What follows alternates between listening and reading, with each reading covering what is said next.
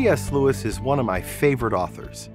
His wit and intelligent defense of Christianity have always encouraged me in my faith.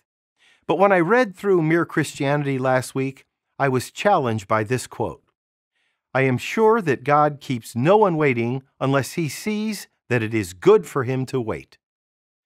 Now, when I read that, I had to stop and think, what does he mean? Let me take a stab at unpacking it. So often, I try to set the pace in my own life. I like to think I'm in control of where I'm going. I have my master plan already drawn up. But when I do that, as the old adage goes, God laughs. Why? Because he has a plan for me that is so much better than what I could have ever imagined. Living within our limited perspective, it can sometimes feel like we're not moving fast enough, like we're wasting our time. But I think we need to see these moments not as a spiritual red light, but as an invitation to a deeper connection and knowledge of God. These times aren't meant to be camping trips where we sit around hoping that something will change.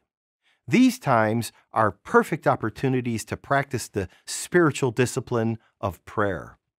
When we pray like Jesus taught his disciples, we say to God, "Thy will be done. Not my will, but thy will." And I think it's this process of supplication that God uses to refine and shape us into what he wants us to be.